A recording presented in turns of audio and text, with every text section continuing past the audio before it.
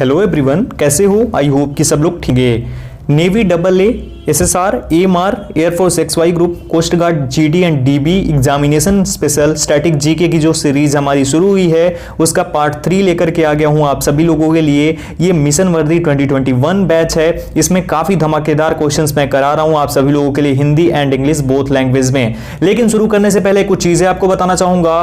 पहली बात यह कि मेरी जो क्लासेस हैं फ्री लाइव क्लासेस वो अनअकैडमी पे भी शुरू हो चुकी हैं। तो अगर अभी तक आपने इनरोल नहीं किया है तो आप बहुत बड़ी अपॉर्चुनिटी मिस कर रहे हो।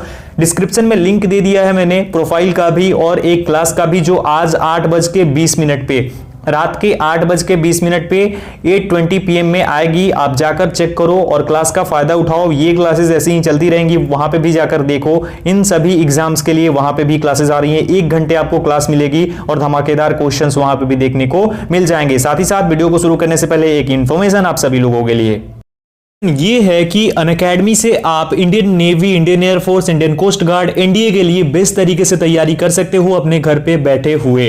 आपको करना क्या होगा? आपको इनरोल करना होगा अनअकैडमी प्लस में, या फिर आप लाइव जो स्पेशल क्लासेस हैं वो भी ले सकते हो। लेकिन अगर आप अनअकैडमी प्लस में इनरोल करते हो, ज्वाइन करते हो, तो आपको इतनी सारी जो चीजें हैं, फीचर्स हैं, वो मिल जाएंगी। ये है learn live from the comfort of your home. उसके बाद unlimited access to all courses, top educators, आपको जो कि इंडिया के टॉप एडुकेटर्स हैं वो एक प्लेटफॉर्म पे मिल जाएंगे। एग्जॉस्टिव कवरेज होगी आपके सिलेबस की, रेगुलर डाउट क्लियरिंग सेशंस होंगे, लाइव टेस्ट सीरीज होगी, स्टडी मटेरियल जो कि पीडीएफ फॉर्मेट में मिलेंगे, आंसर राइटिंग सेशंस भी होंगे और साथ ही साथ आपका मेंटरशिप एंड गाइडेंस भी दिया जाएगा। यहां पे अगर आप मेरे कोड से ज्वाइन करते हो तो 10% का ऑफ मिलेगा। कोड है AB Study 10 और आपको 10% का ऑफ मिल जाएगा। यहां पे बैचेस जो है इंडियन एयरफोर्स एनडीए के लिए स्टार्ट हो चुकी हैं। एनडीए की जो ये बैच है वो वज्र बैच है जो कि 11 जनवरी से स्टार्ट है और 30 मार्च तक चलने वाली है। बैच जो कि air force X and Y group navy के लिए बैच कोर्स है वो भी 12 जनवरी से स्टार्ट हो चुका है, जो कि 10 अप्रैल को खत्म होने वाला है। साथ ही साथ अगर आप सब्सक्रिप्शन लेना चाहते हो तो जैसे ही ऐप को आप ओपन करोगे तो ऐसा गेट सब्सक्रिप्शन का ये इस प्रकार से इंटरफेस आएगा। यहां पे क्लिक करोगे, यहां पे ऑप्शंस आ जाएंगे, आप कौन सा लेना चाहते हो। उसके बाद आपको यहां पे कोड डालना होगा AB Study 10। अगर आप पहले ही स्पेशल क्लास देख लोगे कोड डाल करके तो आपका ऑलरेडी यहां पे फिलअप आएगा, ऐसे देख सकते हो AB Study 10। उसके बाद प्रोसीड टू पे कर देना, आपको 10% का डिस्काउंट उसी टाइम पे मिल जाएगा। यहां पे और भी क्विज भी आप लगा सकते हो, बहुत सारे फीचर्स अवेलेबल है। अब बात करते हैं हमारे टॉपिक पे, जाकर चेक करो, डिस्क्रिप्शन में लिंक अवेलेबल है। नंबर, लेकिन उससे पहले जो चीज मैं हमेशा बोलता हूं अभी भी बोल रहा हूं कि इन सवालों को पहले खुद से करने की कोशिश करना है। यानी कि अभी जैसा कि आपके सामने ऑप्शंस दिख रहे हैं, क्वेश्चन दिख रहा है, तो आप सोच लो कि आपका आंसर कौन सा होगा। उसके बाद आप देखो कि मैं जो बोल रहा हूं और आपका आंसर सेम है या फिर नहीं है। अगर होता है तो आपका सही है, अगर नहीं होता है तो गलत है। और लास्ट में वीडियो के एंड में जितने सवाल आपके सही है वो कमेंट सेक्शन में कमेंट करके ऑनेस्टली बताना है। साथ ही साथ अगर मैं बीच में कोई सवाल पूछ लेता हूं तो उसका भी कमेंट सेक्शन में कमेंट करके जवाब देना है, अगर आपको पता हो तो। ठीक है, चलिए पहला सवाल यानी 31 नंबर है, 2014 का नोबेल शांति पुरस्कार किसको मिला? Who receive the Nobel peace prize in 2014? Option है हामिद करजई, महेंद्र राजपक्षे, डॉक्टर मनमोहन सिंह और कैलाश सत्यार्थी। तो राइट आंसर हो जाएगा ऑप्शन डी यानी कैलाश सत्यार्थी। कैलाश सत्यार्थी को 2014 में नोबेल शांति का पुरस्कार मिला था, नोबेल पीस प्राइज मिला था। ये क्या है? कैलाश सत्यार्थी क्या है? ये सोशल वर्कर हैं, सोशल वर्कर हैं, सामाजिक कार्यकर्ता हैं। इनका जन्म हुआ था 11 जनवरी 1954 में। 11 जनवरी 1954 को इनका जन्म हुआ था। ये सामाजिक कार्यकर्ता हैं और साथ ही साथ बचपन बचाओ आंदोलन के अध्यक्ष एवं संस्थापक हैं। क्या है ये? सामाजिक कार्यकर्ता हैं और इन्होंने एक आंदोलन स्टार्ट किया। क्या था? बचपन बचाओ आंदोलन, जो बच्चों से जुड़ा हुआ है, बच्चों से संबंधित है। तो इसके ये संस्थापक भी हैं, अध्यक्ष भी हैं। इनका जन्म हुआ था 11 जनवरी 1954 को। ठीक है, आगे बढ़ते हैं। एक दो क्वेश्चन और भी बता देता हूं इसमें आप लोगों को। अच्छा, इसमें है ये जो नोबेल पुरस्कार है ये अल्फ्रेड नोबेल जो कि स्वीडन का उद्योगपति था, आविष्कारक था, इसकी इच्छा से स्थापित जो 5 पुरस्कार हैं उनमें से एक है ये आपका नोबेल शांति पुरस्कार, इसकी स्थापना हुई थी 1895 में, 1895 में 1895 में इसकी स्थापना हुई थी। और वर्तमान विजेता अभी हैं अबी अहमद को 2019 में मिला था ये नोबेल शांति पुरस्कार। और इसकी जो पुरस्कार दिया जाता है, यानी जो वितरण प्लेस है, ठीक है, ये है ओस्लो में ये पुरस्कार मिलता है। कहां पे? ओस्लो में, ठीक है। अल्फ्रेड नोबेल के नाम पे ये पुरस्कार है। चलिए आगे बढ़ते हैं। 32 नंबर है, ईरान की राजधानी क्या है? What is the capital of Iran?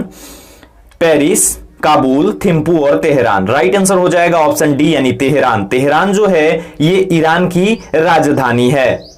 अब गाइस इससे रिलेटेड कुछ क्वेश्चंस बता देता हूं जो किया जाता है एग्जाम में। राजधानी तेहरान हो गया, साथ ही साथ यहां के जो प्रेसिडेंट हैं वो है हसन रूहानी is the president of Iran. Iran के प्रेसिडेंट कौन है? हसन रूहानी। यहां की मुद्रा का नाम है ईरानियन रियाल की मुद्रा है यहां पे। जैसे हमारे यहां रुपया है, वैसे ही यहां पे ईरानियन रियाल चलता है। तो प्रेसिडेंट है हसन रूहानी और तेहरान है कैपिटल। आगे बढ़ते हैं। दिलवाड़ा या फिर दिलवाड़ा भी बोलते हैं, ये मंदिर कहां स्थित है? Where is the Dilwara temple located? Mysore, Somnath, Indore और माउंट आबू। तो राइट आंसर हो जाएगा ऑप्शन डी, माउंट आबू में ये दिलवाड़ा का मंदिर स्थित है। माउंट आबू कहां पे है? ये राजस्थान में है। राजस्थान में, भारत के राजस्थान में माउंट आबू है। और राजस्थान के सिरोही डिस्ट्रिक्ट में, सिरोही जिले में ये माउंट आबू है। यहां पे ये जो मंदिर है ये क्यों प्रसिद्ध है? ये 5 मंदिरों का एक समूह है, इसे ही दिलवाड़ा मंदिर बोला जाता है। इसकी स्थापना माना जाता है कि 11वीं से 13वीं शताब्दी के बीच में हुई थी। ठीक है, आगे बढ़ते हैं। 34 नंबर, काली मिट्टी की जुताई कम करनी पड़ती है क्योंकि? Black soil ploughing has to be reduce because यह उर्वर होती है, सूखने पर इसमें दरारें पड़ जाती हैं, इसका स्रोत लावा है और इसमें लोहा तथा एल्यूमिनियम प्रचुरता से होता है। राइट आंसर हो जाएगा ऑप्शन बी, यानी सूखने पर इसमें दरारें पड़ जाती हैं, इसलिए इसकी जुताई कम करने पे भी चल जाता है। ठीक है, आगे बढ़ते हैं। बांग्लादेश की मुद्रा क्या है? What is the currency of Bangladesh? रुपया, टका, डॉलर और बाहत। राइट आंसर हो जाएगा ऑप्शन बी, यानी टका। टका is the currency of Bangladesh. Bangladesh की मुद्रा क्या है? टका। और यहां की राजधानी क्या है? ढाका। ढाका राजधानी, टका मुद्रा। शेख हसीना यहां की पीएम है और अब्दुल हमीद यहां के प्रेसिडेंट है। याद रखिएगा, Abdul Hamid is the president of Bangladesh, Sheikh Hasina is the prime minister of Bangladesh, Bangla is the official language of Bangladesh and Dhaka is the currency of Bangladesh. याद रखिएगा। नेक्स्ट 36 नंबर, ताशकंद शहर किस देश में स्थित है? In which country is the city of Tashkent located? Uzbekistan, Kazakhstan, रूस और किर्गिस्तान। राइट आंसर हो जाएगा ऑप्शन ए, यानी उज्बेकिस्तान। उज्बेकिस्तान में ये जो है ताशकंद शहर स्थित है। ठीक है गाइज, रसिया पहले सोवियत संघ हुआ करता था, उस टाइम पे उज्बेकिस्तान जो था उसी में था, लेकिन बाद में ये सोवियत संघ से अलग होकर एक देश बन गया उज्बेकिस्तान, और उसके बाद ये ताशकंद वहां पे उज्बेकिस्तान में है। वहां के वर्तमान राष्ट्रपति यानी प्रेसिडेंट है शौकत मिर्जियायेव। शौकत मिर्जियायेव जो है ये उज्बेकिस्तान के वर्तमान प्रेसिडेंट हैं। आगे बढ़ते हैं। 37 नंबर, थीन बांध जिसे रणजीत सागर बांध भी कहते हैं किस नदी पर है? Thein dam also known as Ranjit Sagar dam is on which river? Beas, Ravi, Chenab और Sutlej. Right answer option B, यानी रावी नदी पर स्थित है थीन बांध या फिर रणजीत सागर बांध। इसके बारे में और बता देता हूं, इसकी जो शुरुआत हुई थी वो 1982 से ये बनना शुरू हुआ था और इसका काम कंप्लीट हुआ था 1999 में। 1982 से 1999 तक इसका काम चला था, बनके तैयार हुआ था 1999 में, और इसकी शुरुआत हुई थी मार्च 2001 में, यानी 1982 से 1999 तक ये बना। 1999 में बनके तैयार हुआ और शुरुआत हुई मार्च 2001 में। हाइट इसकी है 160 मीटर। इसकी ऊंचाई कितनी है? 160 मीटर इसकी ऊंचाई है। आगे बढ़ते हैं। अफ्रीका महाद्वीप का क्षेत्रफल में सबसे बड़ा देश है? Which is the largest country in area of Africa continent?